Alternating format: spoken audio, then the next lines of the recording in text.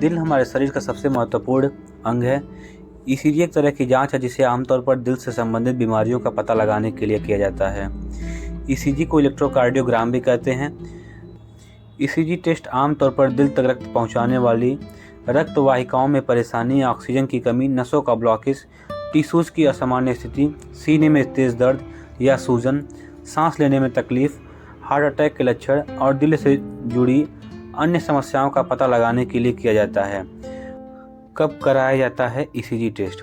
जब लगातार high blood pressure की समस्या बनी रहे, जब सीने में तेज दर्द की शिकायत हो, जब दिल की धड़कन असामान्य हो जाए और लगातार घटती बढ़ती रहे, जब सीने और छाती में तकलीफ हो और सांस लेने में परेशानी आए, जब अचानक से घबराहट हो और पसीना निकलने लगे यानी दिल की बीमारी के लक्षण नजर आए, जब डायबिटीज़ को कंट्रोल न किया जा सके और इसका प्रभाव दिल पर दिखने लगे, जब दिल तक खून पहुंचाने वाली वेंस ब्लॉक हो जाएं और हार्ट तक न पहुंच सकें, जब ब्लड क्लॉटिंग की वजह से दिल तक खून न पहुंचे, जब हार्ट वॉल में कोई परेशानी आती है, जब हार्ट की कोई डिजीज़ के गंभीर लक्षण दिखाई देते हैं। कई बार दिल पर दवाइयों के साइड इफ़ेक्ट को जानने के लिए भी किया जाता है ईसीजी टेस्ट।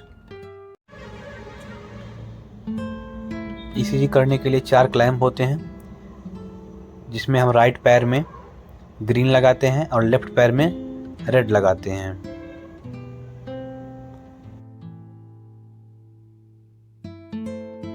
वाइट क्लैंप जो होता है हम राइट हैंड में लगाएंगे और जो ब्लैक क्लैंप होगा उसको हम लेफ्ट हैंड में लगाएंगे।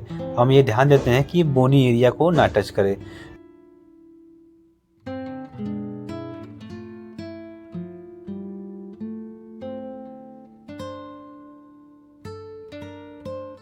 अब हमारे पास 6 चेस्ट इलेक्ट्रोड है, जिसको हम V1, V2, V3, V4, V5 और V6 के नाम से जानते हैं।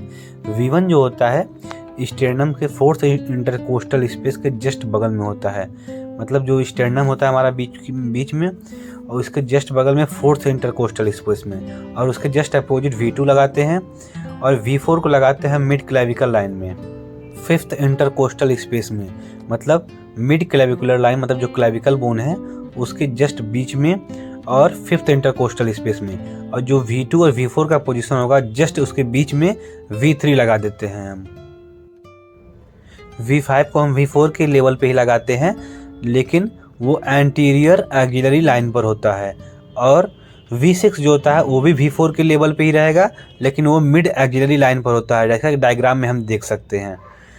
ऐसे ही हम रियल पेशेंट पर भी लगाएंगे। इन सारे इलेक्ट्रोड्स को हम जेल के थ्रू वैक्यूम क्रिएट करके हम इसको चिपका देते हैं। इसमें एक बलून लाइक स्पेस होता है जिसको हम प्रेस करेंगे तो वो वैक्यूम क्रिएट कर लेता है। इस तरह से वो चिपक जाता है और हम जेल लगाते हैं ताकि वो एयर ना क्रिएट करे, ताकि वो आराम से चिपका रहे। फिर उसके बाद कंडक्टिविटी भी बढ़ा देता है जेल जो होता है। अब हमारा इक्विपमेंट पूरी तरह से सेट हो चुका है। अब हम पेशेंट के डिटेल को इसमें एंटर करेंगे मशीन में। पेशेंट को डिटेल्स को सब कुछ एंटर करेंगे। पेशेंट नेम क्या है, पेशेंट आईडी क्या है, उसका जेंडर क्या है, उसका एज क्या है, इन सारे डिटेल्स को हम उसमें एंटर करेंगे।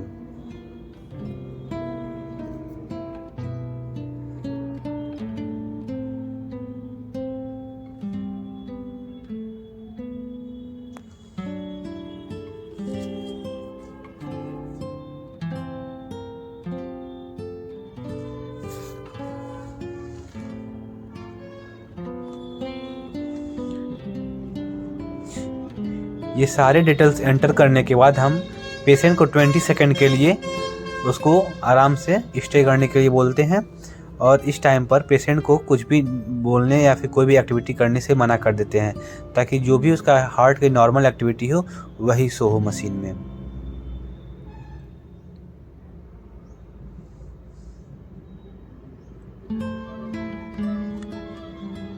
उसके थोड़ी देर बाद हमें मशीन एक स्लिप निकाल के दे देता है, जिस पे वो सारा रिकॉर्डिंग करके देता है।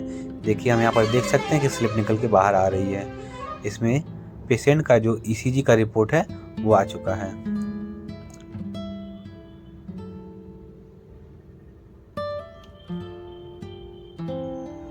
Thank you.